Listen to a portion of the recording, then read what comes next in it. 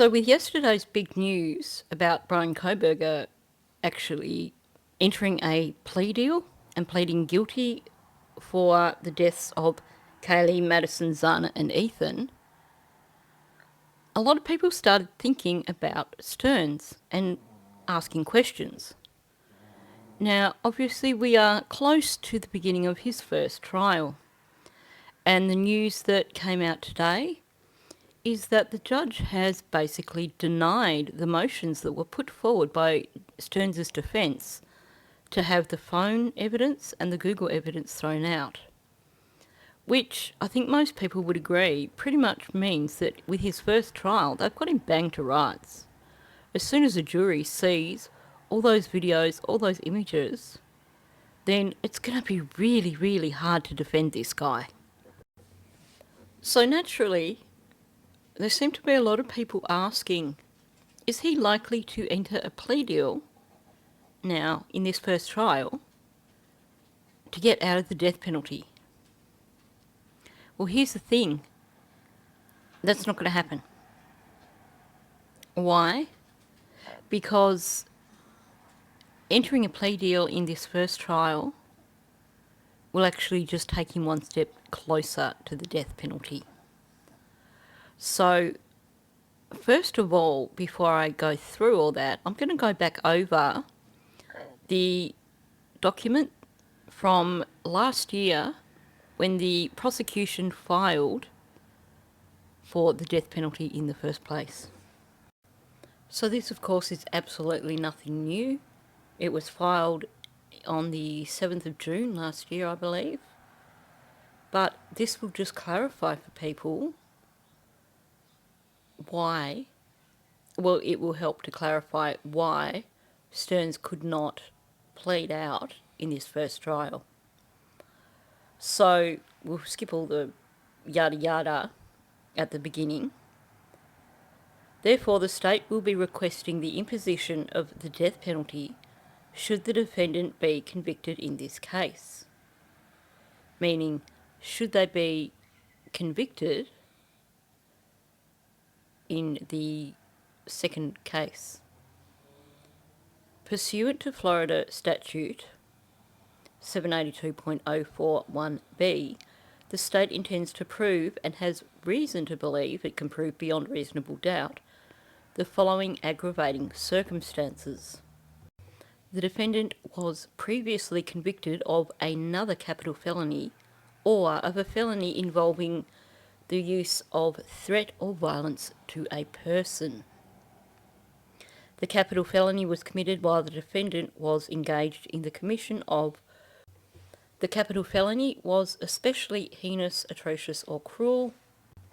The victim of the capital felony was particularly vulnerable due to advanced age or disability or because the defendant stood in a position of familial or custodial authority over the victim. Now, I think where the confusion exists is that people believe that the second trial now automatically carries the death penalty, but that cannot be applied until the first trial is complete.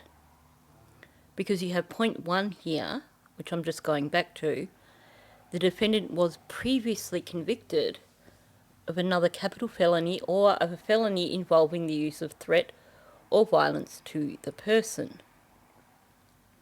So, as it stands at the moment, he's only going to be eligible for that death penalty should he be convicted of the first trial.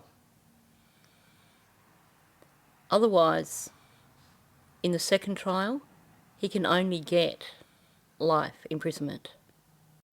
If you note before the first paragraph, they say they intend to prove, and they have reason to believe they can prove beyond reasonable doubt, meaning that they're not saying straight up, we want the judge at this very minute, when this filing was done, to decide that it's going to be a capital punishment case.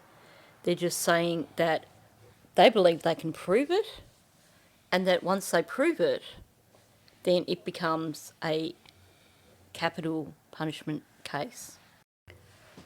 The whole reasoning behind trying to get rid of the phone evidence and the Google evidence was because that would just about destroy the case. And without that, then the second case would mean the death penalty would be off the table. And he could only get life in prison. I think they realise they have an indefensible case for that second case. And they know that the death penalty is a definite possibility. But like I said, it is only a possibility if he is found guilty in this first case. So, is he going to make a plea in this first case? I doubt it very much, because even if we are sitting here right now saying they've got him banged to rights, there's no way he's getting out of this. And it certainly looks that way, but you never know.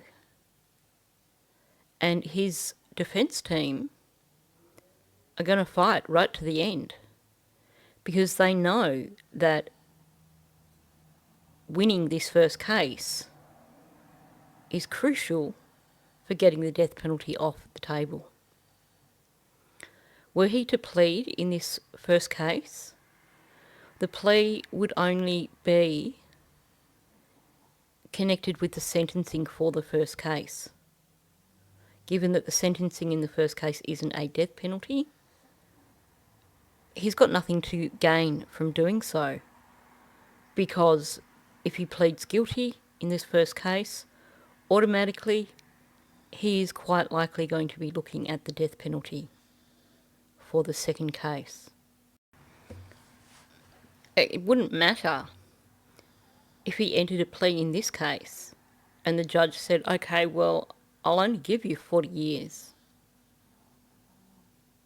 Because as soon as he is convicted from this first case, he's up there in front of the firing squad, let's say. So the only chance he has is to actually take this case to trial and fight it and try to get an acquittal. Now, it seems impossible, but Casey Anthony, how the heck did she ever get an acquittal? Personally, I don't think the comparison is actually justified, because we are talking about a case here where they have reams and reams of photographic and video evidence. I can't see how a jury could not convict him in this case. But at the same time, I can see why it wouldn't be in his best interests to offer a plea before this case begins.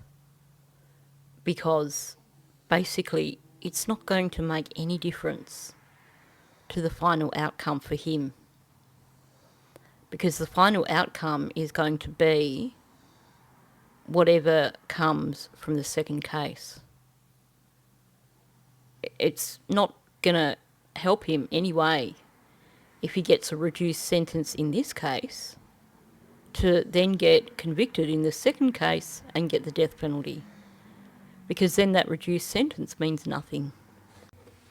And of course the other side of this is we have two extremely capable, extremely experienced prosecution lawyers on this case. Will J, well, we saw him strut his stuff with Sarah Boone, and Monique Worrell did the Todd family case. They know their stuff. They're going to be hard to beat, particularly when we look at the two defence lawyers. And they're going to be confident about their cases. So even if, for some reason, Stearns suddenly thought, oh, I might try and enter a plea deal with this first case, I could imagine Will J turning around and saying, but why? What's the point? We've got you banged to rights. we're not going to agree with a plea deal here. The only link that exists between these two trials legally is the sentencing. If this first trial is a guilty verdict, then that does impact on the sentencing of the second trial. But they are separate trials. So entering a plea in the first trial is not going to affect the sentencing decision for the second trial. They can't turn around and say, if we enter a plea in this first trial, can you take the death penalty off the table? There's nothing in the law that allows that to occur. So the only hope he has now of getting the death penalty off the table is to fight this first case.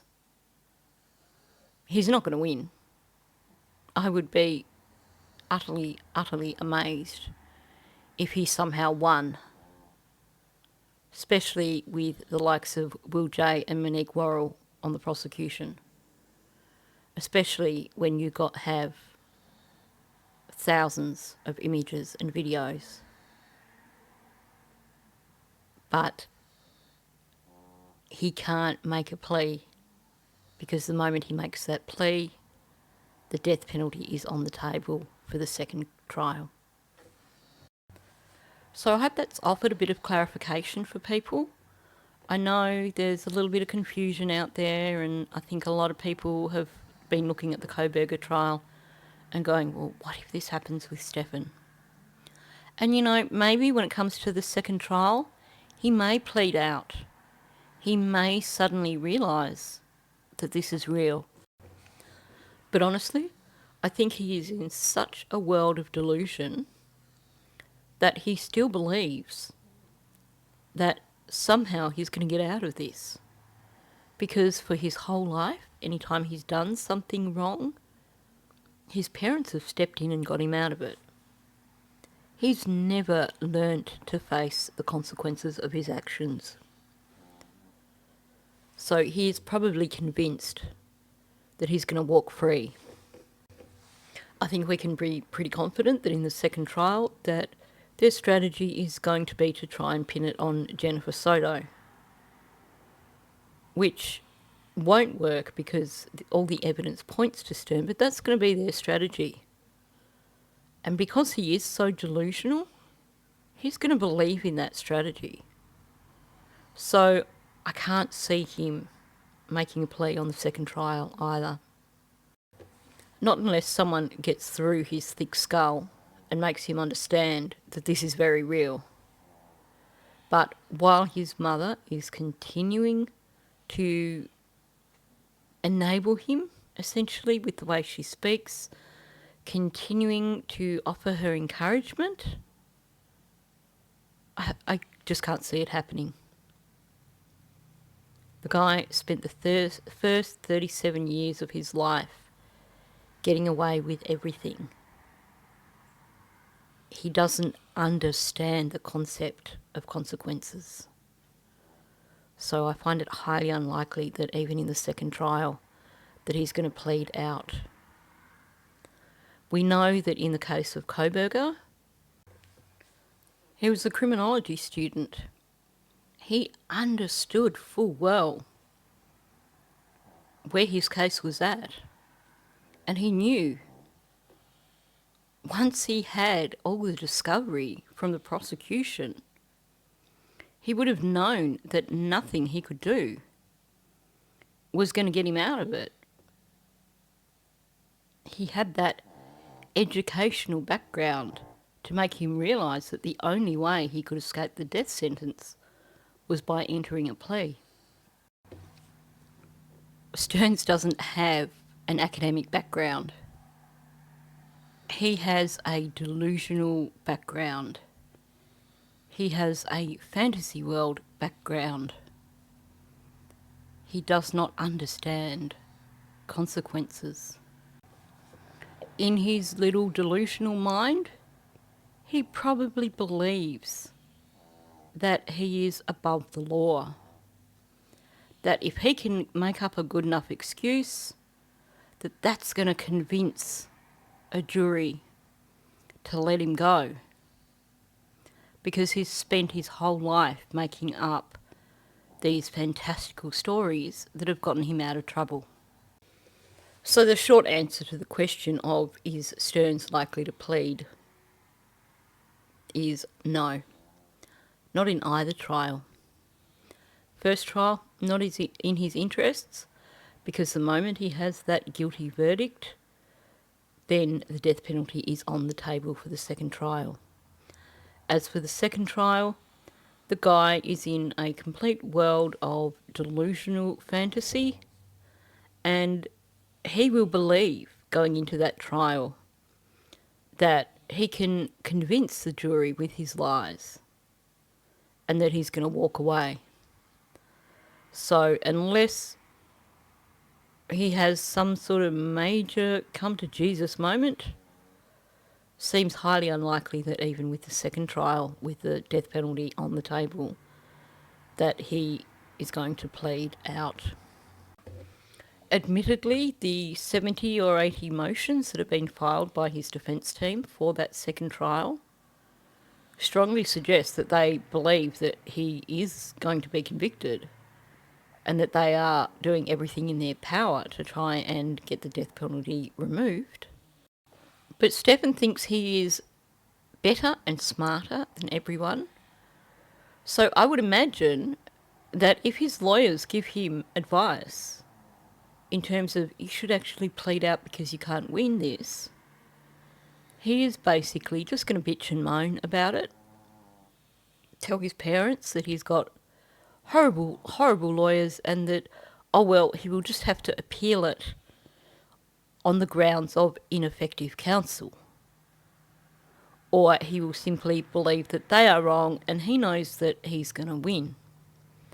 Either way, I can't see him taking advice from his lawyers.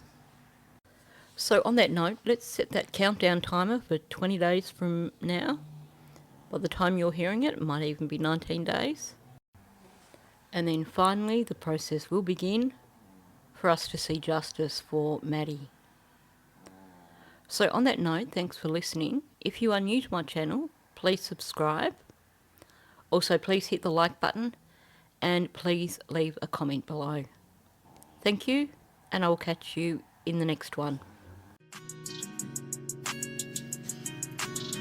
been to wonder